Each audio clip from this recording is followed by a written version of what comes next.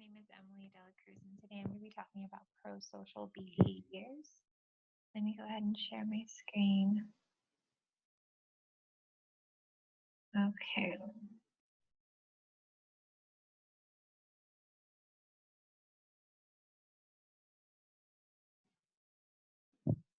Alrighty, I think that's it. Okay, so first I'm going to just start off with the definition that we have in our course textbook of what prosocial behavior is. And according to Carla Randall in 2002 and Hay in 1994, prosocial behaviors include actions that benefit others. So they specifically looked at three types of actions. They first looked at instrumental support, which is basically the idea of a feasible way of helping somebody. So imagine if a young child, maybe 4 years old, is next to a peer and they open their snack bin and they don't have anything, right? Maybe the peer that saw that their friend didn't have it, or their peer didn't have any, and offer them goldfish. That's instrumental support. And then there's material desire, which is the idea that they might see that their friend needs something to complete a goal. So, for example, if a child is making a waffle house that they don't have a door hinge, then another child might offer a toothpick, right? An actual tool, physical tool that can help the child A, right, working on the waffle house succeed in their goal. And then lastly, a more advanced style of engaging in prosocial skills would be emotional distress.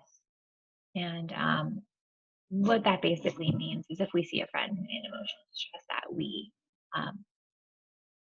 support them, we comfort them. We maybe offer their favorite snack, discussion time, maybe even a distraction, right? That they typically enjoy. So they can get their mind off of what's distressing if need be. But what I found interesting was that researchers Mornikin, Chen, and Tomaseo in 2006 found that cooperation and collaboration was another way that they can really analyze social behavior. And interestingly, this happens within the first 3 years of life. So we're going to move on to developmental milestones from that point on. So first we see the action of helping occurring after the first year of life. Then it grows to sharing and comforting, which occurs in the second year. Cooperation, as stated before, with Warnikin and Chen. And the third researcher, cooperation occurs in the first 3 years of life as well. I do want to mention that the way we may see, for example, comforting happen will be different. So typically as adults, if we comfort another, it might be a hug. Even preschoolers like hug, right? But a 2-year-old, what would they do? Their attention may be specifically on the person whereas if the person wasn't in any distress, the child would typically focus on what they're doing, right? But even just moving their attention toward the person undergoing some type of distress is a way that researchers have observed comforting behavior in 2-year-olds. Okay, so moving on to preschool years, we see more of a material desire to help and physical affection. Material desire, going back to the waffle house example that I thought of. And then physical affection would be that hug that I mentioned as well. So then we move on to the elementary school age. And we can see that at this point in time, children are better at identifying and mission. So if they see somebody, for example, who is from the school, they're completely new, then some children who are more personal than others might, hey, hang out with us. We accept you because you know how important that is.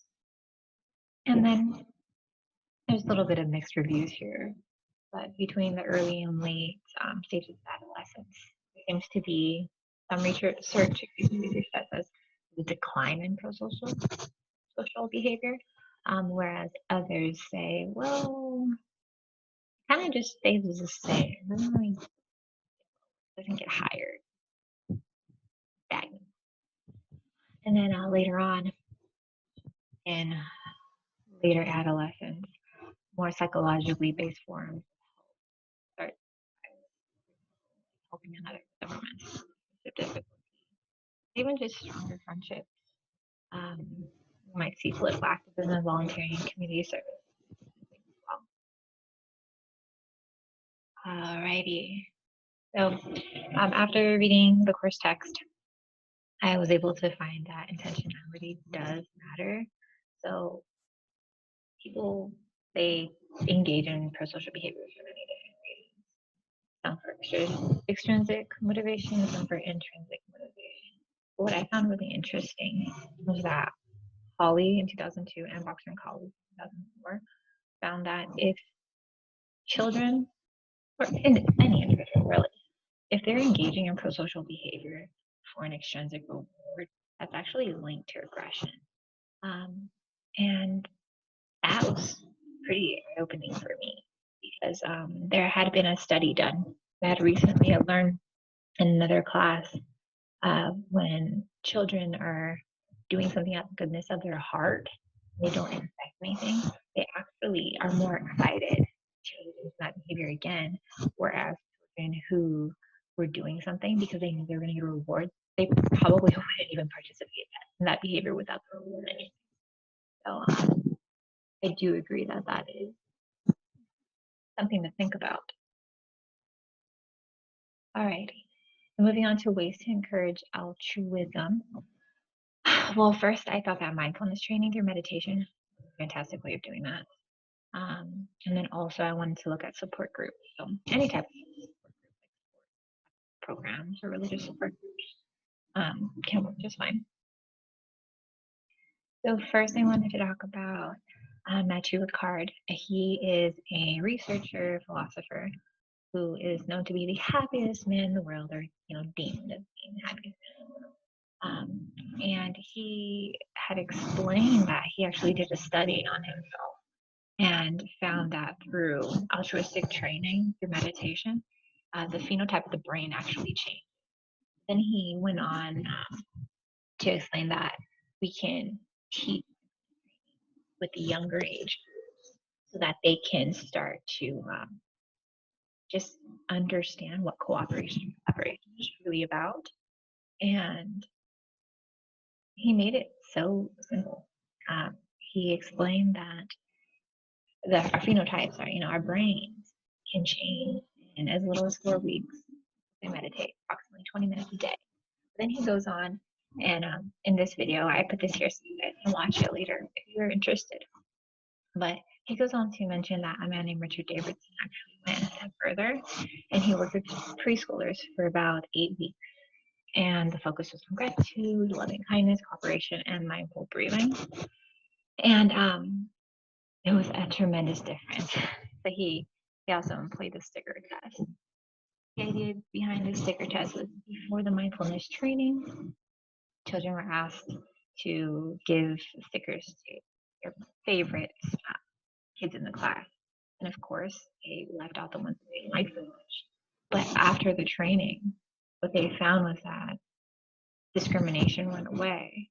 They were actually giving their stickers equally, which is really interesting as well. So I thought I would mention that here. And then moving on to impact of community support groups. So